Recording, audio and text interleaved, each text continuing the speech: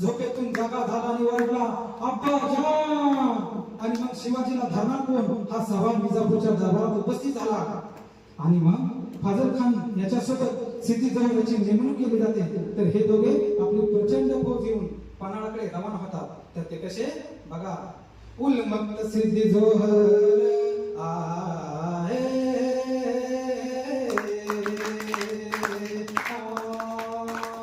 उलमक्त सिद्धी जोहर केला कहर फाजल बरोबर देवनी वेळा पन्हाळा. तसा पान बेडका खातेला तसा उलमक्त कथून बसला, तसा उलमक्त कथून बसला. आणि मग मार्च गेला, एप्रिल गेला, मे जूनही गेला, पण महाराजांना काय कळत नाही काय करावं आणि काय नाही. आणि मग काही कळना महाराजांना वसिद्धीला घातला घाला. एक विचार मनामध्ये आला गणिती गावामध्ये उमजला. येतो शरण सांगा सिद्धीला पन्हाळ गड घेतो किल्ल्याला.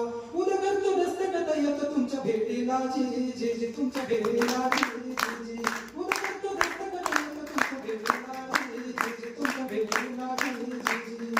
आणि मग शक्तीपेक्षा युक्ती महत्वाची म्हटलं जातं. महाराजांनी आपल्यासारखा दिसणारा आपल्यासारखा बोलणारा शिवा काशी त्याला बोलावून घेतलं आणि विचारलं, शिवा आमचं तू घेऊन सिद्धीला भेटायला जातोस का?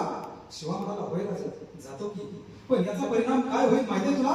होय राजा, मी जर सिद्धीला भेटायला गेलो तर सिद्धी मला ठार केल्याशिवाय राहणार नाही. पण राजा तुम्ही जर विशाळ गावावरती पोहोचला तर लाख शिवा नाही तयार होती. एवढी संधी मला द्या की राजा, आणि जर का तुम्ही एवढी मला संधी दिली राजा तर ह्या शिवाच्या जीवाचं सोनं होईल राजा. एवढी संधी